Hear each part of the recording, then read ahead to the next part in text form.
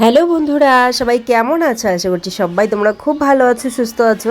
তোমাদের ভালোবাসা আশীর্বাদে, ভগবানের আশীর্বাদে আমরাও মোটামুটি ভালো আছি।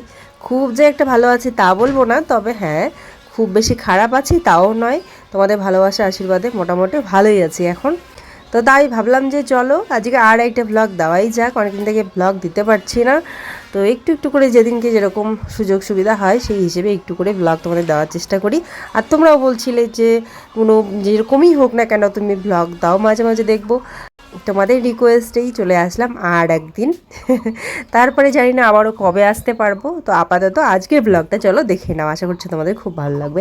যারা তোমরা নতুন আছো আমার চ্যানেলটাতে, অবশ্যই চ্যানেলটাকে সাবস্ক্রাইব করে পাশে থেকো যদি ভালো লাগে আমাদের ভিডিওগুলো। আর যারা করেছো তাদের তো কী বলবো, আর অসংখ্য ধন্যবাদ। শুধু ধন্যবাদ বললেই কম হবে, অনেক অনেক ভালোবাসা, যতটা তোমরা ভালোবাসা দাও। তো চলো, এই যে ব্রেকফাস্ট করতে বসে পড়েছি। কালকে পিঠা বানানো হয়েছিল তোমরা জানোই। তো এখানটায় দিদি পিঠা দিয়েছে কতগুলো, দেখো মুড়ি পিঠা, সকালবেলা এগুলো খেতে বসে পড়েছি। তো ওদিকটায় ব্রেকফাস্ট করে নিলাম। আর দিদির বাড়িতে কি বলবো, এত ফুলের গাছ চারিদিকে, ভীষণ ভালো লাগে ফুল দেখতে। ঘরঠরগুলো গুছিয়ে নিয়ে আমি ঘরে বসেই খাচ্ছিলাম প্রথমে, তারপর ঠান্ডা ঠান্ডা লাগছে যেহেতু, তাই রোদ্রেই চলে আসলাম। দিদি ডাক দিল তাই রোদ্রেই চলে আসলাম। আর মানে এদিকটায় গাছপালা যেহেতু বেশি না, তো এদিকটায় গ্রামের দিকে কিন্তু ঠান্ডাটাও খুব বেশি পড়ে। আর আমরা মানে ওখানেও নিচের দিকে খুব ঠান্ডা, যেহেতু উপরে থাকি তাই টের পাই না সেরকম একটা, কিন্তু নিচে নামলেই প্রচণ্ড ঠান্ডা লাগে। তাই রোদ্রে বসে এখানে খাওয়া দাওয়া করছি, গল্পগুজব করছি। এদিকে জামাইবাবু আসছে, দিদির ননদের বর। দিদিদের রান্নাঘরটা দিকটা ঠিকঠাক করা হবে, ওই সম্বন্ধেই আর কি আলোচনা করা হচ্ছে এখানটায়।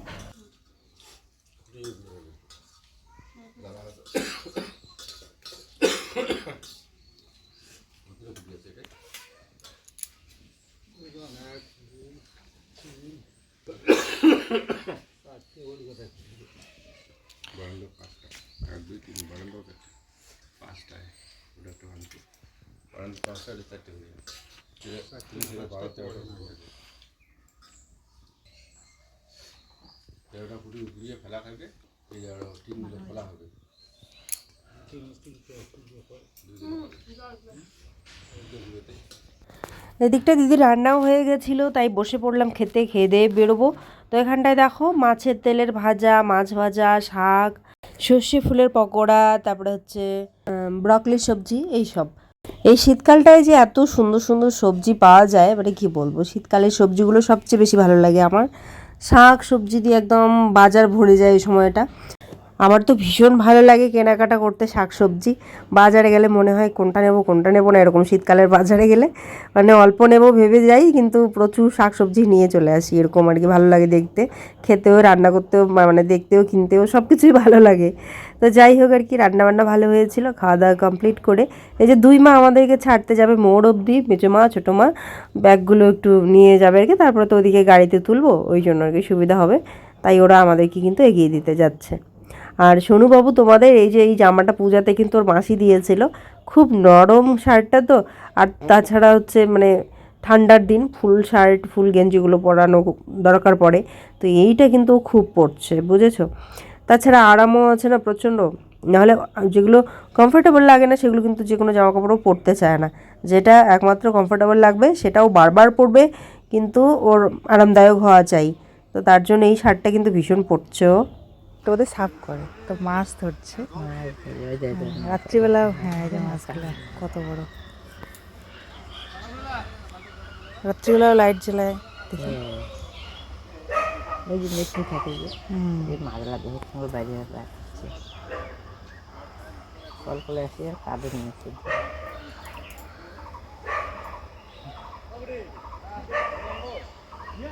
দিদি বাড়ি থেকে সেদিনকে চলে এসেছিলাম বাড়ি। আর তারপর দেখো সকালবেলা এই দিঘিটাতে তোমরা জল দেখেছিলে, হালকা হালকা ছিল, কচুরি পানা দিয়ে একদম ভর্তি ছিল। আজকে দেখতে পাচ্ছি যে পুরো কচুরি পানাকে সাফ করে মাঝখানে একখানে করে দিয়েছে, পুরো এক গাদা হয়েছে। আর চারিদিকে জলটাকে ছেঁকে নিয়ে এই যে মাছগুলো এখন টপাটপ টপাটপ কিন্তু ধরছে ওনারা।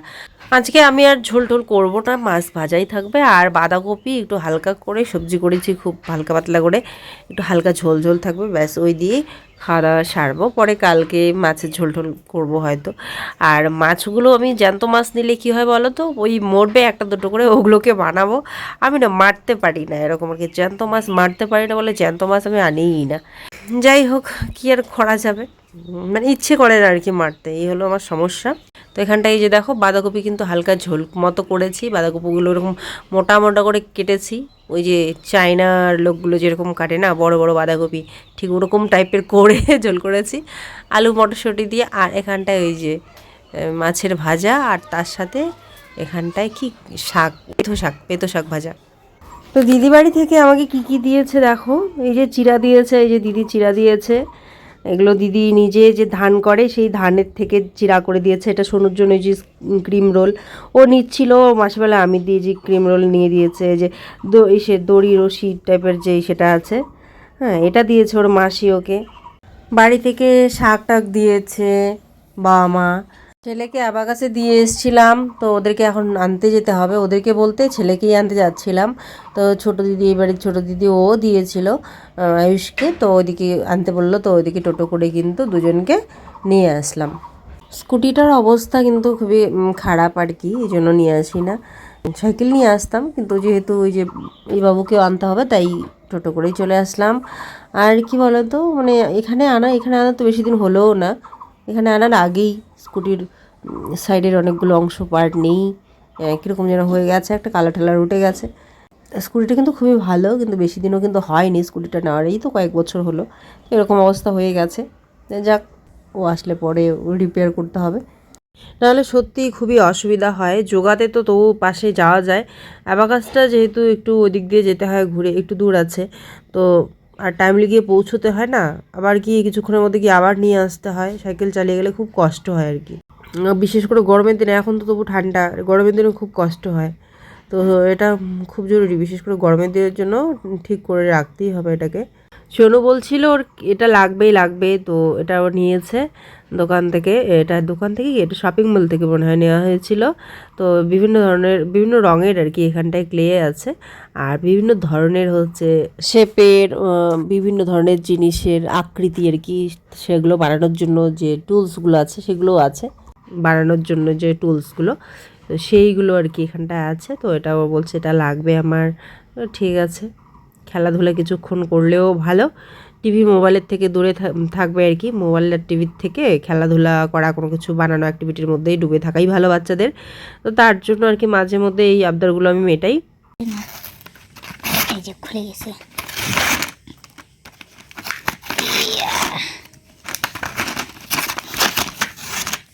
এই দেখো, সেই না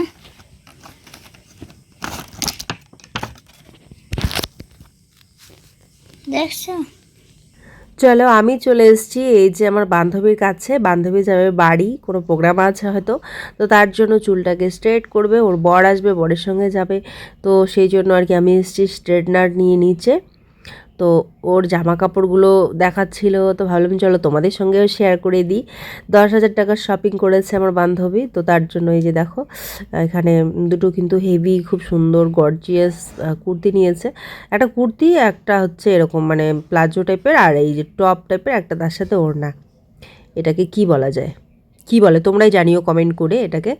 আর একটা তো কুর্তি টাইপের, এটা হচ্ছে এই প্লাজো টপ টাইপের, আর হচ্ছে একটা সাথে ওড়না আছে, খুব সুন্দর গর্জিয়াস। এটা বিয়ে বাড়ি কোনো ফাংশন পার্টিতে ঠিক আছে, তাই না? এই কুর্তিটা যেটা পিঙ্ক কালার পরে দেখাবো, সেটাও কিন্তু পার্টিতে যাওয়ার মতোই একটা হেভি কাজের একটা সুন্দর একটা কুর্তি, খুব ভালো লেগেছে আমার ওটা কালারটা, এটাও ভালো লেগেছে, এটা হচ্ছে ডিপ ম্যাজেন্ডা কালার টাইপের, আর বেগুনি কালার আর কি, ডিপ বেগুনি, আর ওইটা হচ্ছে রানি পিঙ্ক, একদম ভীষণ সুন্দর লাগে ওই কালারটা আমার, এটাও খুব ভালো লাগে, ব্রাইট লাগে এটা পরলে পরে এই কালারটা। বলা যাবে না যেটা প্যান্ট, মনে হয় স্কার্ট। এদিকে একটা ইনভিজিবল চেন আছে,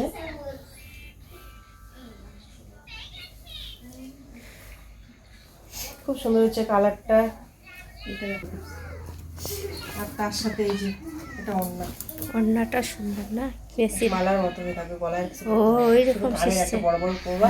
এই যে জন্য এটা বেশি, এই গানটা তোমাকেও মানাবে, সত্যি বললাম একদিন পুরো তোমাকেও মানাবে।